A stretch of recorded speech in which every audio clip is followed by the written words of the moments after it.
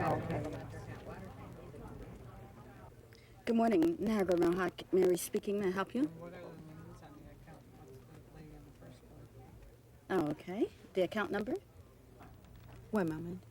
Hello, my name is Bill Davis, and I'm Chief Executive Officer at Niagara Mohawk. Every day, customers like you call and ask what they can do to gain greater control over their energy use and their energy costs. In response to your concerns, we developed this video to help you understand what energy use management is all about. Please sit back and enjoy learning how to control your energy costs.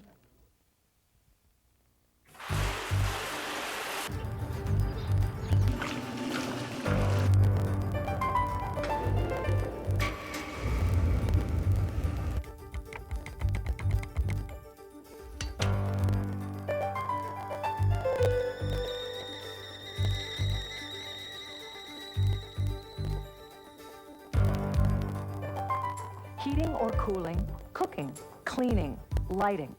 All of these have one thing in common. They all use energy.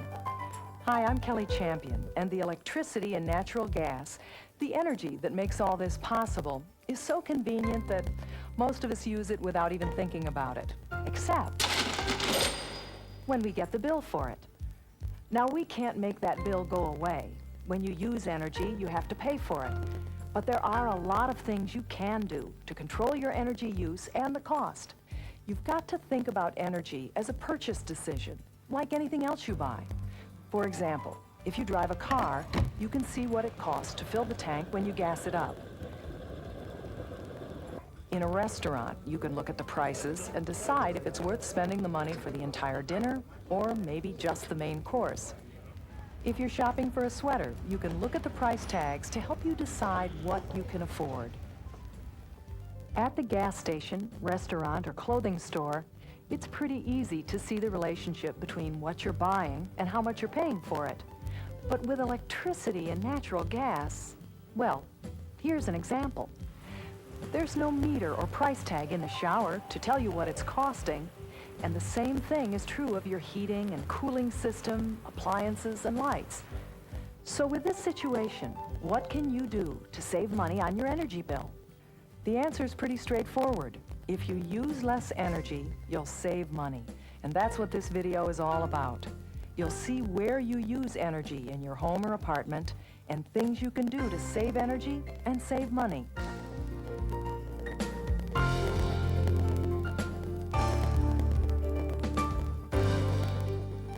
Now, we all have to pay for energy, but everyone's energy use is different. Our houses or apartments aren't the same. We heat and cool our homes differently. We use different appliances, and our lifestyles aren't the same. Two houses right next to each other could look similar from the outside, but have rather different energy costs. That's why we can't tell you exactly how much money you'll save. But we can tell you about the big energy users in your home, which are typical for most households. And the more efficiently you use energy, the more money you'll save. The four main energy users are heating your home, heating water, using your kitchen, and lighting. Heating your home is the biggest home energy user, accounting for 40 to 60% of your total energy bill. In fact, average heating costs in the Niagara Mohawk service area are over $1,000 a year.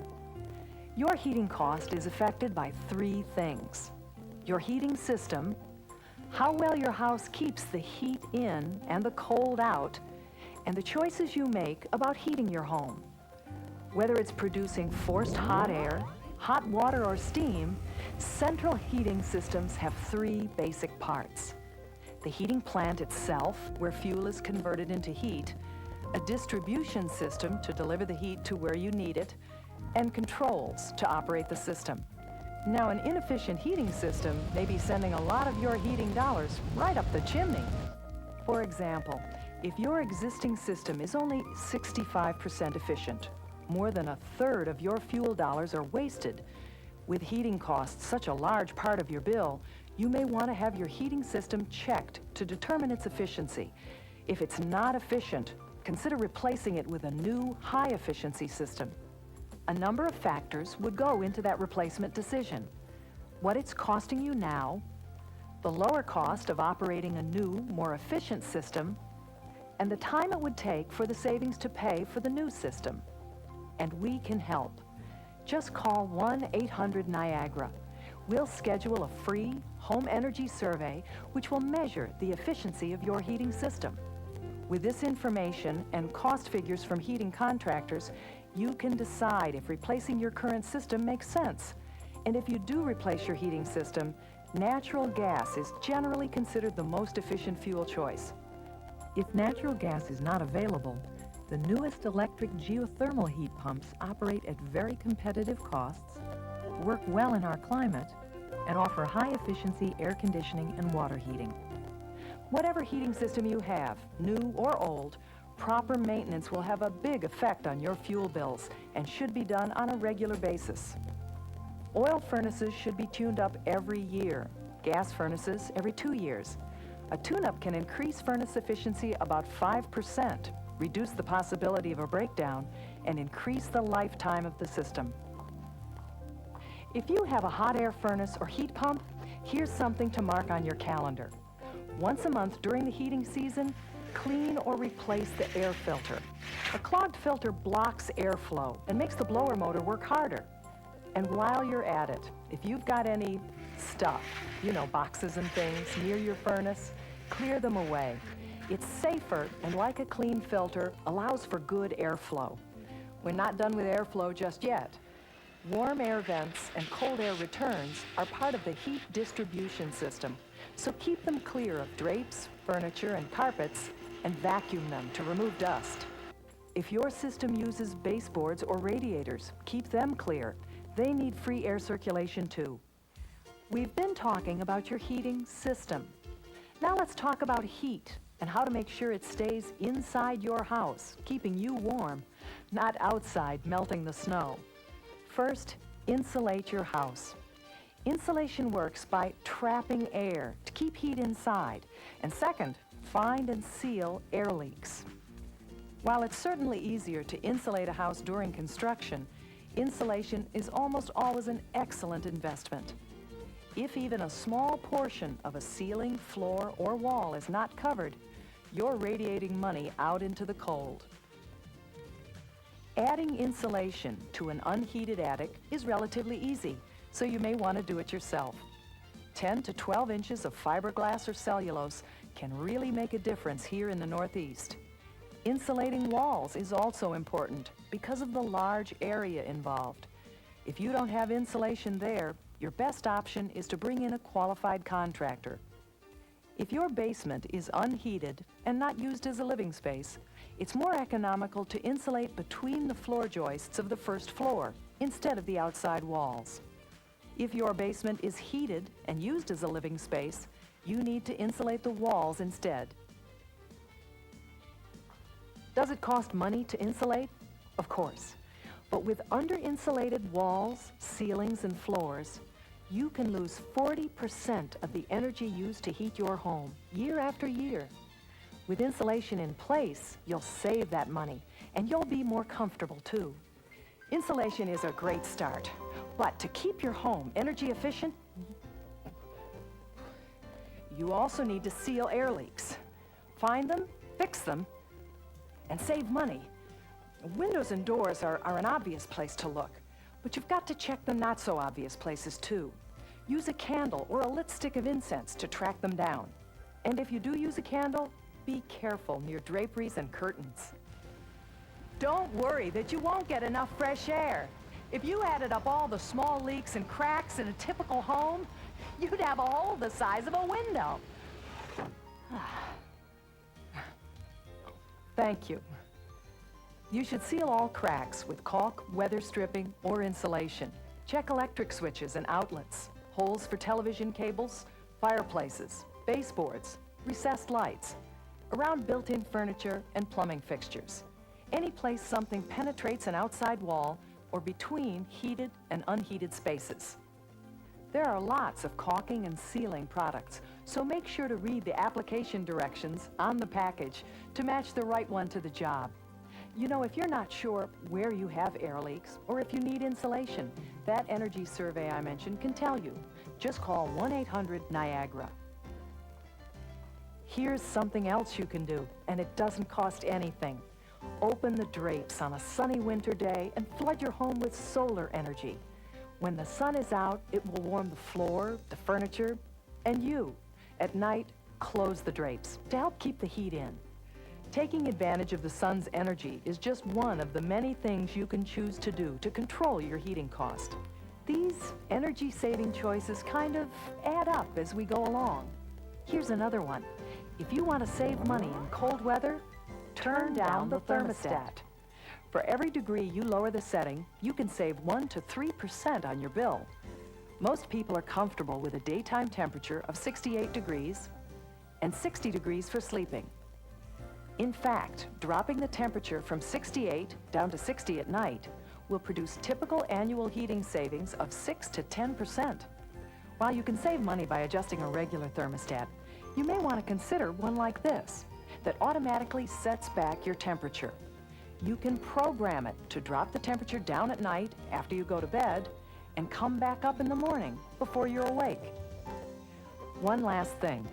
If you're going to be away from home for more than 2 hours, it's worth it to turn the thermostat down while you're gone. The second biggest energy cost in the average home is hot water. You just turn the tap and it's there, instantly. Because your water heater keeps the water in the tank hot all the time, whether you're using it or not. And most of us can easily save money here by insulating the tank and hot water pipes, and by adjusting water temperature. Modern water heaters are pretty well insulated, but older models lose energy right through the walls of the tank. You've got a couple of possibilities here. You could replace your old hot water heater with a new energy-efficient model, natural gas if it's available, but there are also things you can do to save money now. An insulating blanket can reduce heat loss, and that's particularly important if the tank is in an unheated space. Before you buy or install an insulating blanket, check the owner's manual to make sure you buy the right type of blanket and that it doesn't affect the warranty. For more easy savings, wrap the hot water pipes coming out of your heater, starting from the tank. Uninsulated water pipes, especially if they run through unheated areas, can lose as much as 1 degree of water heat per foot of pipe, and that's certainly energy dollars right down the drain. Controlling the temperature is another way you can save money. Use a simple meat thermometer and measure just the hot water. Water heater thermostats are often set at 140 degrees, but in most cases, that can be reduced to 120 degrees. Think of the money you'll save, and you'll still get a nice hot shower. Another way to save on your water heating costs is to avoid wasting hot water by installing faucet aerators and energy-saving shower heads. You'll use half the water pressure will feel fine, and most importantly, you'll cut your energy use and your water bill at the same time. Call 1-800-NIAGARA and we'll send you a brochure on these hot water saving ideas. Here's another tip.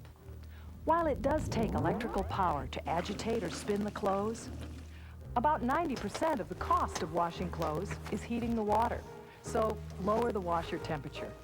Most of the time, a cold wash and rinse cycle will work just fine and may even reduce the shrinkage caused by hot water. When you wash and dry, do full loads. It saves money, but don't overload the machines. And speaking of overload, we're proud to present the Not Ready to Save Energy Prime Time Players.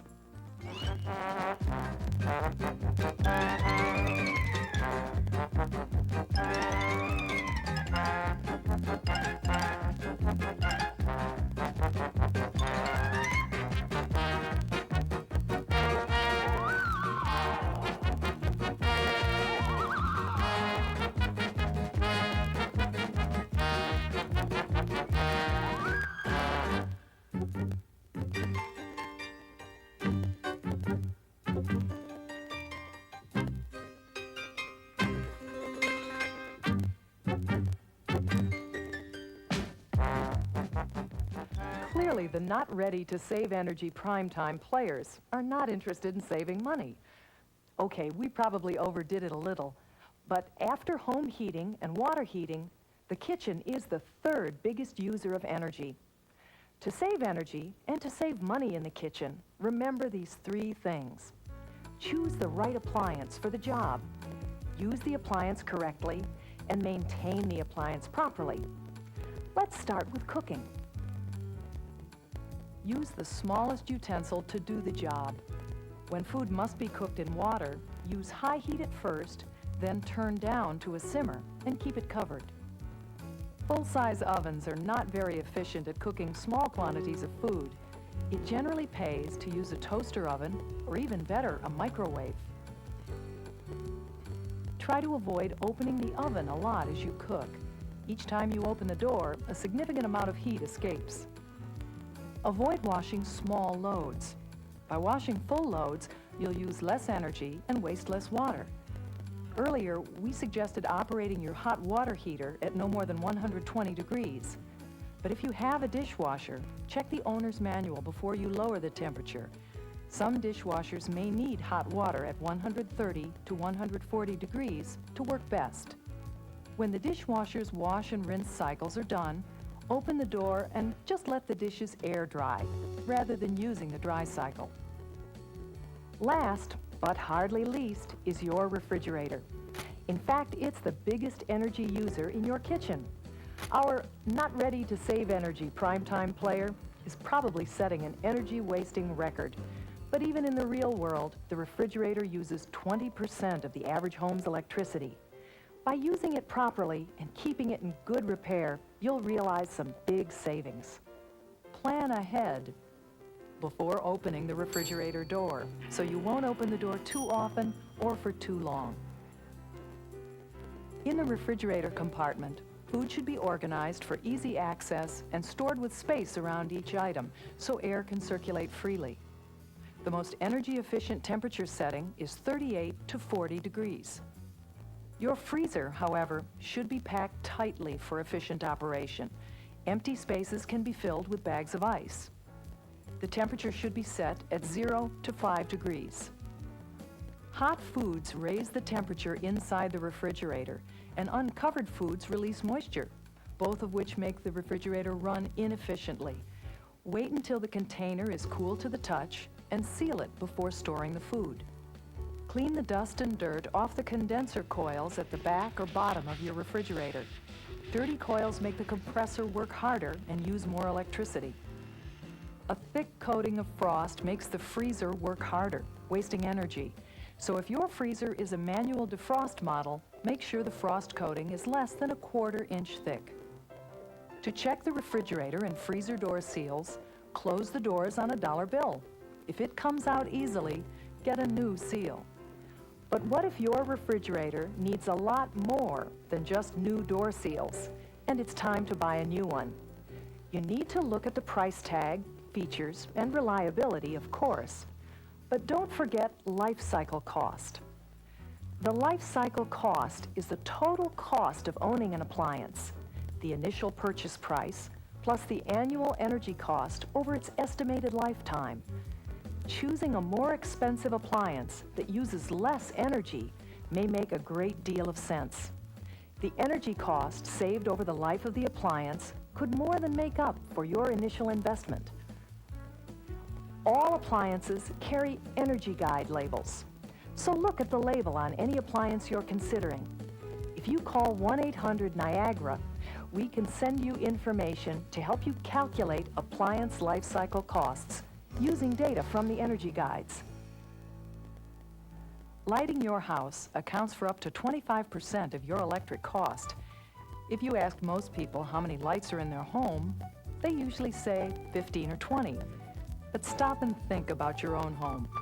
Add up the lights you have, and don't forget to count each bulb in a multi-light fixture. The fact is, most homes have at least 50 lights.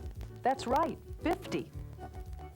The easiest way to save on lighting costs is what your parents told you, or may still be telling you.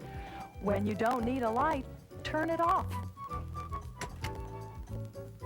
When you're replacing frequently used light bulbs, lights that are on at least 2 to 4 hours a day, it can make sense to switch to the new compact fluorescent bulbs.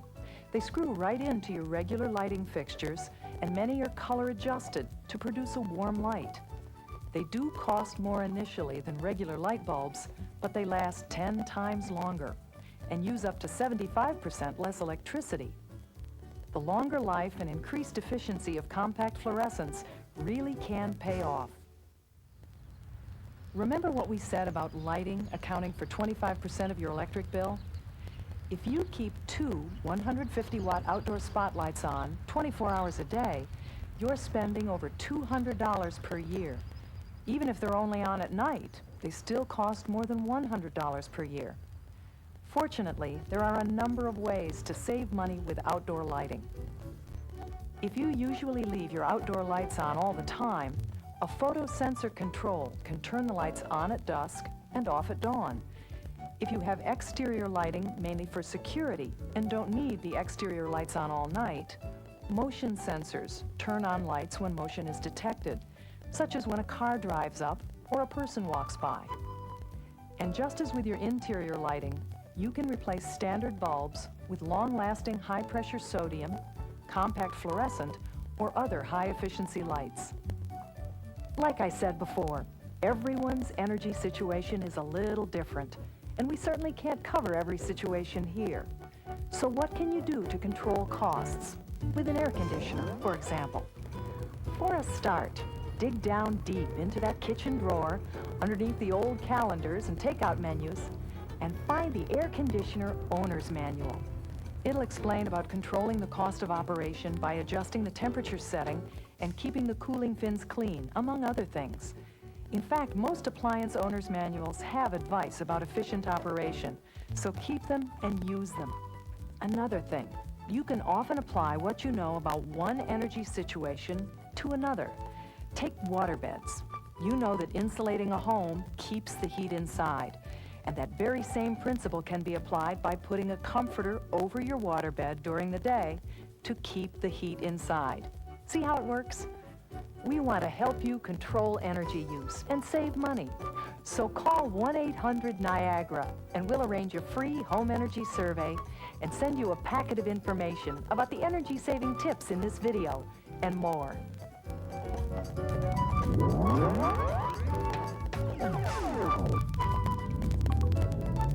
You don't have to be a rocket scientist to control your energy use. You do have to start by thinking about it as a purchase decision. When you use it, you have to pay for it. And when you do think about it and apply our energy-saving suggestions, your home will be more comfortable and you'll save energy, save money. I hope you enjoyed this video and you find the information helpful. If you'd like further information on managing your energy costs, call 1-800-NIAGARA and ask for the energy education packet which accompanies the video. You're very valuable to us, and we thank you for letting us serve you.